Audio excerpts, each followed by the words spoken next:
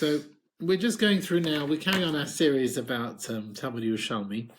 So we're talking about now the Rishonim and Achronim held that those who put the Bavli together did see the Yerushalmi. However, some Achronim actually argue on that, as to whether the Mesadrei Bavli saw the Yerushalmi. Now, in the earlier Amoraim, there were Chacham in Bavel, of course, they were subservient to the Chachamim in Eretz Yisrael. But as the decrees were many, and as time went on, then the Chachamim in Bavel were more independent. Okay, as far as the Savaroi in Bavel, now there are some say they didn't know the Yerushalmi. They were at the time of the Savaroi, which was later on.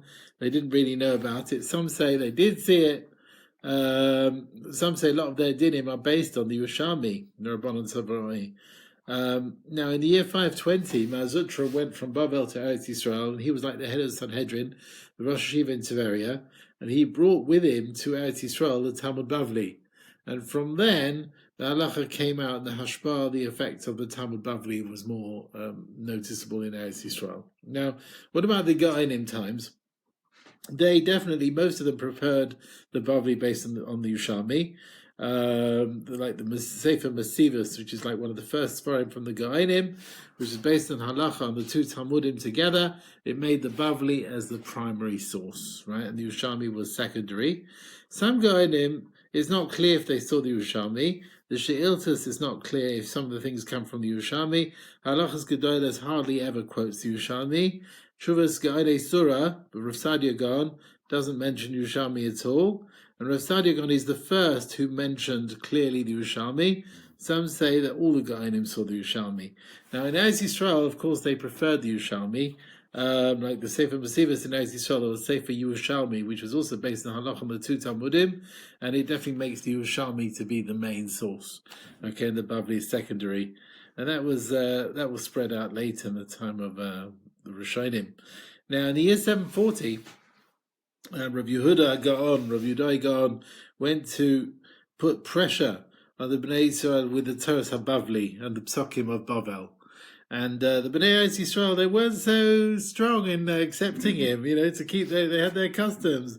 Bnei Yisrael, even so, the words of Rav Yudai Gaon, it did work on the Rosh Hashivas, and they did put more stress on the Bavli after that. And of course, it was well known, the Bavli at that point.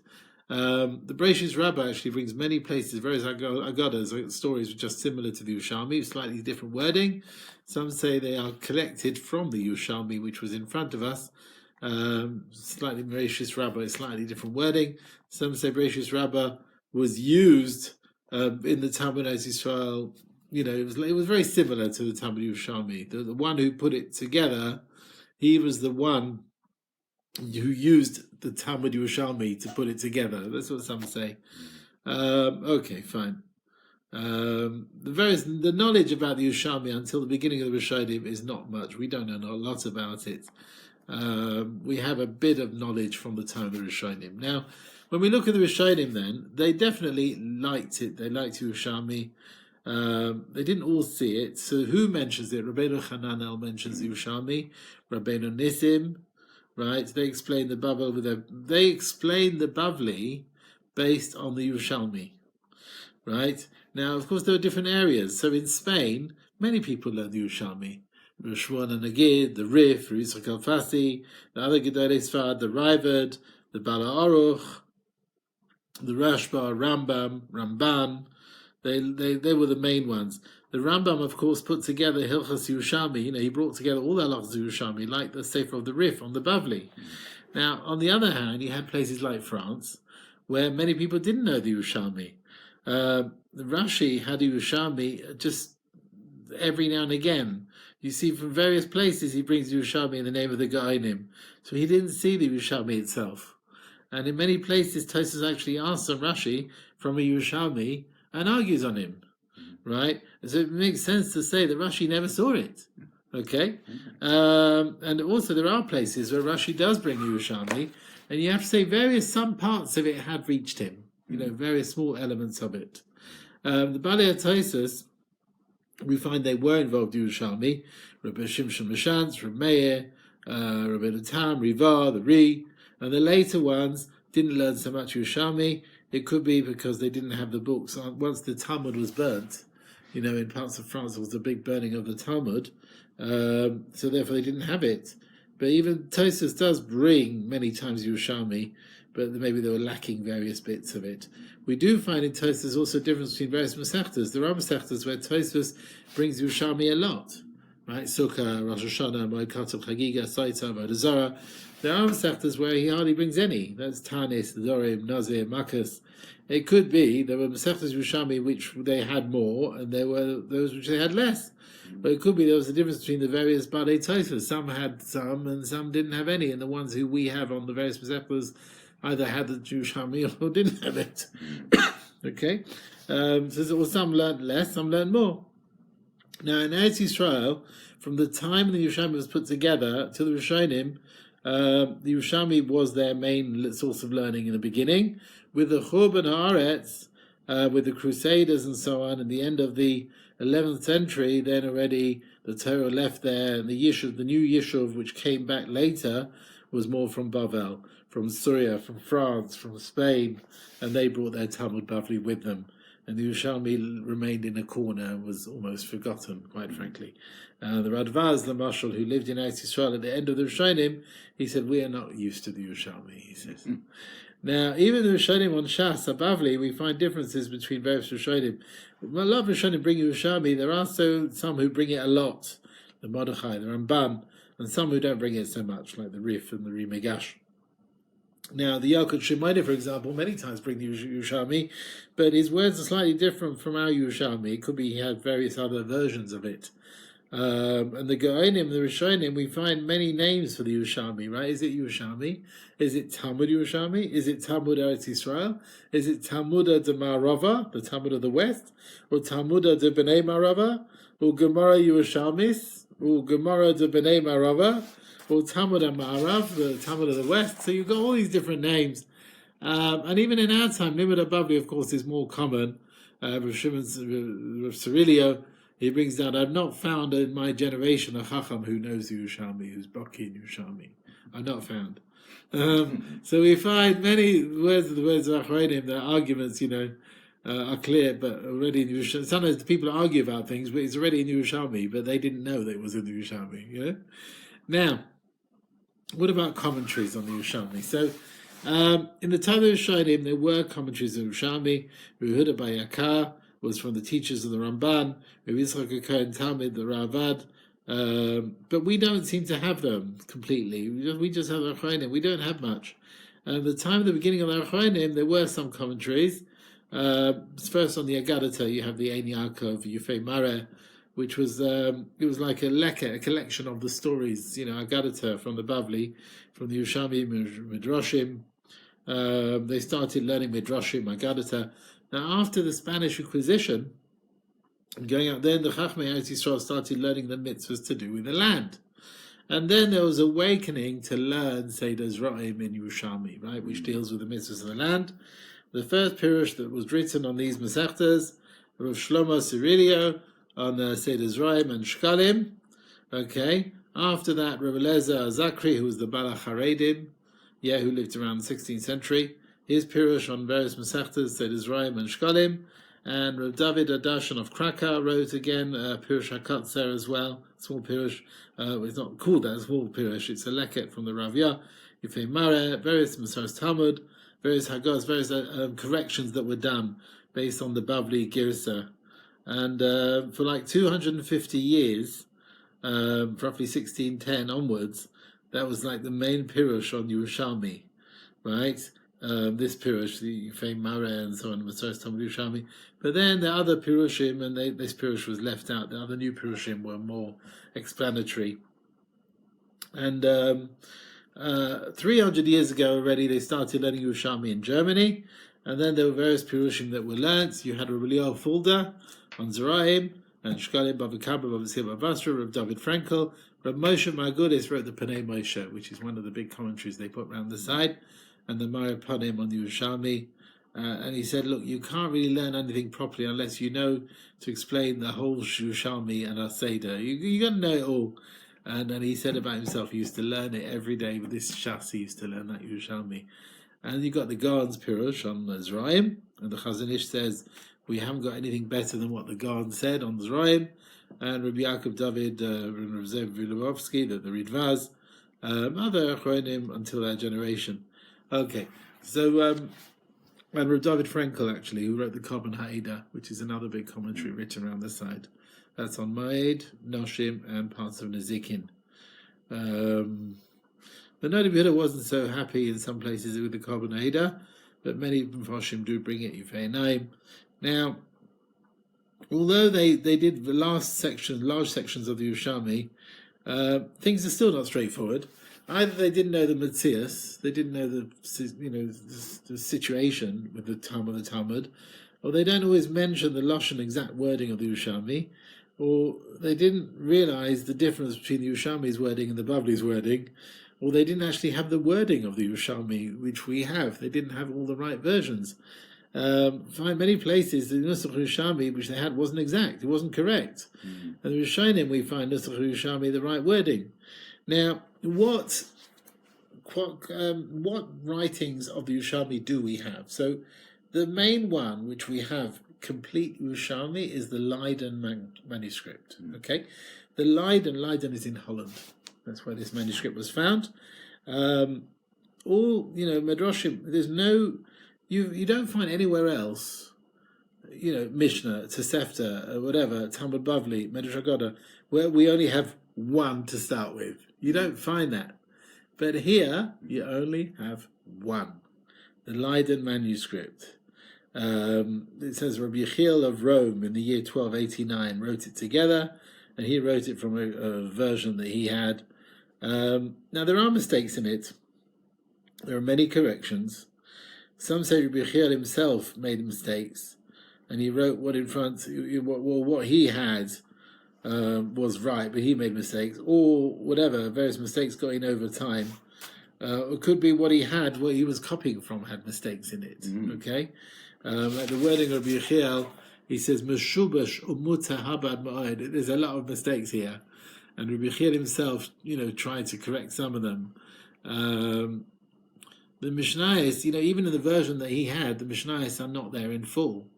Not in the middle of the perek, not at the beginning of the perek. They're just a few lines. They're not there in full. So that was the first version. Now there were many different editions for the Yerushalmi. There were differences in the wording between them. There were mistakes in them. Yerushalmi, for a start, it was printed in Venice, 1523. Okay. Some say the Yerushalmi was printed in Venice already in 1504. Anyway, it was like 2 columns without any commentary at all. They added the Mishnayos at the beginning of every perek, and not during the perek, but they put everything at the beginning, right? And that was considered the more accurate from the other prints that came later on. Okay, the Venice one was like the first printed one. And most times when people bring quotes, it's based on that printed version, by whether the page or the column. And then you had, for 80 years, Yerushalmi never got printed again, and it was hard to find Yerushalmi. 1609, there was one in Krakow as well, which followed the Venice print, but they added a Pirush from Dovid Darshan of Krakow. Again, there are other ones throughout history. Zitomir 1867, that was more like a Bavli format, which was easier to learn. The Mishnayos or the Halachas they put within the perek, not at the beginning of the perek. They started spreading them out, and they added the Pnei Moshe, Korban Ha'eda, Pirush, right? From that, what? Lots of work involved. Yeah. So on the other hand, from then they started leaving out Rav David Adarshan of Krakow's commentary. Petrikov, 1900, they also printed the Yerushalmi with commentaries. They added the Ridvaz commentary. Vilna, 1922.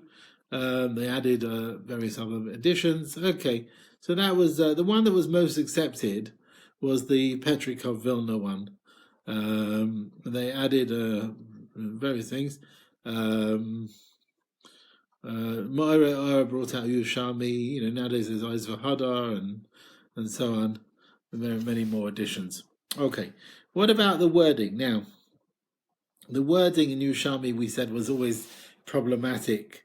Why? So already in the time of the Rishonim, there were problems with it. So the Rishonim scream out with all the mistakes in it, and it's very hard to learn. Why? And that's one of the reasons, because people weren't learning it and weren't correcting it. At the time of the Rishonim already, things were being left out. In many places we find they bring something named Yerushalmi, which they had, and we don't have. The Ksav Yad Leiden, which we said, which was the main Ksav itself, has got mistakes in it. The first print of the Yerushalmi in Venice, you had later editions also had mistakes. So the first printed one was the most corrected one to date at that time. Now, many mistakes came from the fact they didn't realize the wording of the Yerushalmi, and they had mistakes based on the wording of the Bavli. For example, in many places in Yerushalmi it says Kad Shomon, which means when they heard, and they explain in Yerushalmi when they heard. But the people who put it together didn't know the wording of Yerushalmi, and they wrote Kerav Shimon, like Rav Shimon, instead. Right? Instead of Kad Shomun, the Daled, they made it like a Reish.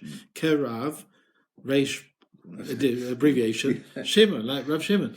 And in Ksav Yad Leiden and Venice, as well, there's a place, Bitar, Beis Yud Taf Taf Reish. And many later editions, they changed it to Beitar, because that's what's quoted in Bavli. Many places in Leiden manuscript, you have Daled Taf Mem Reish, which means, which you say, Sha'ata Amma, which you're saying. But they changed it to Detema, like you're asking. It's like a comparison to the word Detema. So they changed the meaning. Many Mishnayos also is called Halacha, right? In Yerushalmi, which we have Masnisin G'derech HaBavli, Halacha based Masnisin.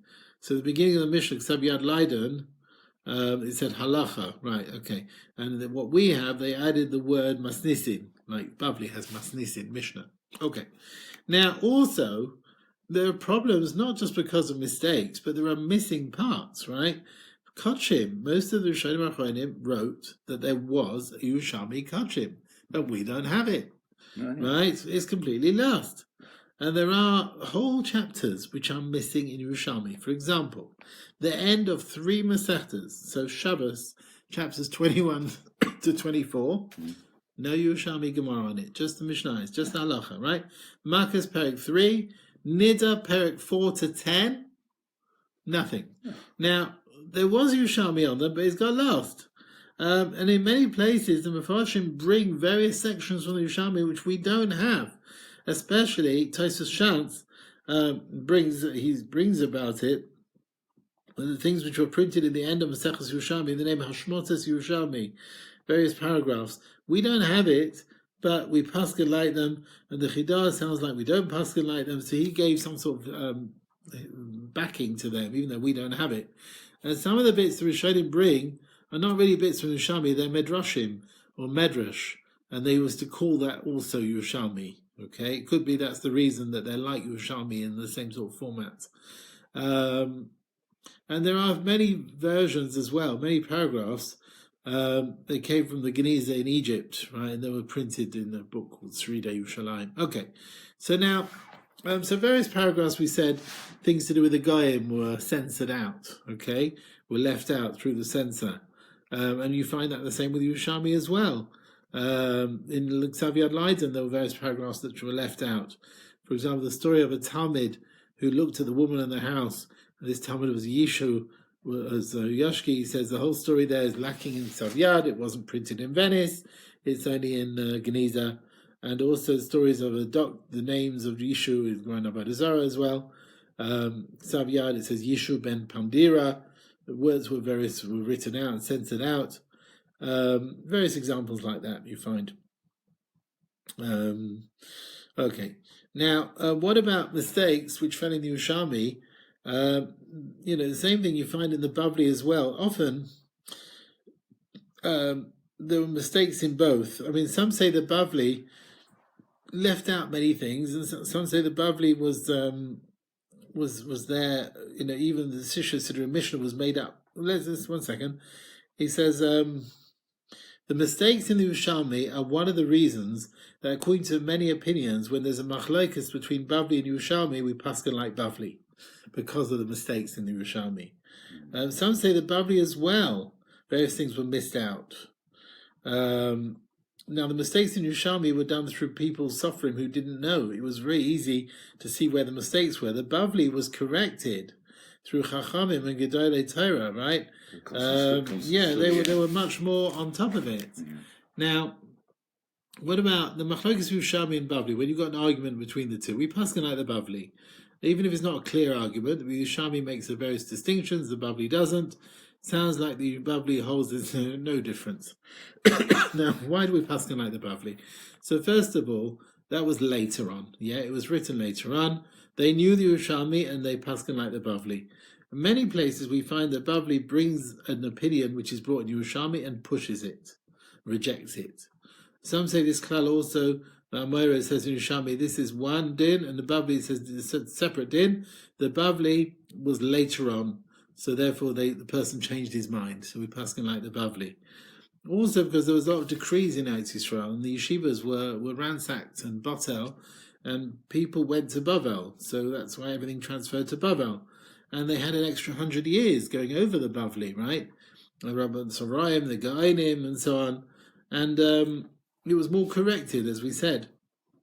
Some paskin like the Yerushalmi, so Rebbe Lezer HaKaleh often brings things based on the Yerushalmi, and some say also Rebbeinu Hananel, the Rif, the Rambam, the Ramban, Rekeach, and the Rosh also in many places brings like the Yerushalmi.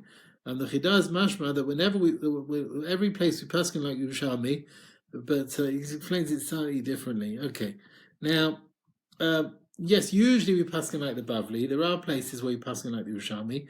So if the Bavli doesn't argue, then we paskin like the Yerushalmi, right? There are many halachas which are brought in Klal Yisrael, and their sources in the Yerushalmi, right? Like saying Hallel on Seder night in Shul, right? It's brought in Yerushalmi. Most parts of halacha, the words are brought in the words of Rishonim and Achronim. There are places there's a din in Yerushalmi which Bavli doesn't bring, and the poskim don't bring it, and they ask why didn't they bring it? Why don't we paskin like the Yerushalmi? And the Rishonim say, look, we'll rely when you've got a doubt. Okay, if Bavli doesn't bring something and Yerushalmi is not sure, then okay, maybe we don't do it. But the Pri Chana says no, we can bring a question to the Yerushalmi. We can paskin like that. And when the Bavli's got a doubt and Yerushalmi is positive, you paskin like the Yerushalmi. Some say even here you paskin like the Bavli. Okay. If something's not clear in the Bavli and it's the opposite in Yerushalmi, we paskin like the Yerushalmi. And even if Yerushalmi is not so clear, it's like worked out, but it's a stronger way of working it out, we'll paskin like the Yerushalmi. So if a Bavli brings an argument and paskin's like one view, and the Yerushalmi brings another story like another view, we'll paskin like the Yerushalmi. That's for the Rosh and the Balaitul. And or if the Yerushalmi gives a reason, okay. And what about if there's an argument in the wording between the Yerushalmi and Bavli and a Braisa, a Braisa and a Bavli, or the Yerushalmi? Some say you rely on the Yerushalmi, some say you rely on the Bavli, because the Yerushalmi has got many mistakes. Okay. When there's an argument about what happened in Eretz Yisrael with the story, then the Yerushalmi is the main one. They must have been more aware of what actually happened. And sometimes you have machlokes Amoraim in the two Talmudim, but the opinions in Yerushalmi and Bavli are the opposite way around. So in many places the Rishonim took on like the Bavli, but not everyone took on this. My opponent says some arguments where they argue the other way around, we passed like the Bavli. Okay, that was the latter one. All right. How are we doing? Yeah. A few more minutes. Yeah. The Rambam often took on like the Yerushalmi. The Ravad says that yes, the Rambam relies on the Yerushalmi. The Marik says the Rambam used to like taking on the Yerushalmi more than other poskim when the Bavli is like a not so straightforward doichek and the Yerushalmi is more straightforward. The Shach writes that when the Bavli is in doubt and the Yerushalmi was straightforward, the Rambam passes like the Yerushalmi. If the Yerushalmi was clear and the Bavli pushed it away, the Rambam passes like the Yerushalmi. Okay. Now, should we try? Now, when you can try and equate the Bavli and Yerushalmi, the poskim say we should try to do that. And try and explain it like the Yerushalmi's understanding, And it's even better so that there shouldn't be an argument between the Talmudim. That's the Kesef Mishnah says that, especially when it's the same Amoira, you try and fit them in and say they're talking about different situations. The Kem Yeshua says, when the Rishonim argue, so Rashi holds that, you can explain the Bavli straightforward, even if that will be arguing on the Yerushalmi. And Tosfos holds, it's better, let's push the Bavli to equate it with the Yerushalmi. Like you have had many arguments where Tosfos pushes the Gemara to equate it with the other sugyas. Rashi explains every sugya as it is, whereas Tosfos takes into account the Yerushalmis elsewhere as well. Now, do we push the Yerushalmi to explain like the Bavli? Most Mefarshei Talmud do try to fit in the Yerushalmi with the Bavli. Dovid of Krakow, he changed words in the Yerushalmi based on the Bavli Nusach, whereas the Gaon, who did a lot of learning Yerushalmi, was not afraid to say, no, the Gemaras argue, right? And also Yafei Naim says in Yerushalmi, many Purushim, where there are many Chidushim against the Bavli, and even in situations where the Mefarshei Yerushalmi try and explain the straightforward, not like the Bavli, so no. And some say actually there's an argument, even the Mefarshei Yerushalmi on the Daf, what do? The Cohen Ada tried to fit in Yerushalmi like the Bavli more than the Pnei Moshe did. In many places we find the other way around. The Pnei Moshe explained like the Bavli and the Cohen Ada argues. So you see, it's all out of that. Now, others find that argue on Yerushalmi. What happens if you've got a Tosefta against Yerushalmi? The Rambam, the Rif, they rely on the Yerushalmi. The Tosefta, we don't really know if it was actually accepted by Reb Chia and Reb Oshia. The Pri Chadash also says the reason the Yerushalmi was later. Some not so straight sure. The Shach says in this situation it depends on the poskim what makes more sense. The Rav Yah says you can be a difficulty, you can rely on the Tosefta. If you got Medrash Rabbah against Yerushalmi and the Bavli doesn't bring anything, we paskin like the Yerushalmi. Some holds it's not so straightforward. Medrash Tanchuma against Yerushalmi, we paskin like the Yerushalmi, and the Zohar against the Yerushalmi, the Stei Chemed says we actually paskin like the Yerushalmi. Okay, so we will stop here for today. Now the next year I'm going to go through some of the words that we find in Yerushalmi and see how we understand them.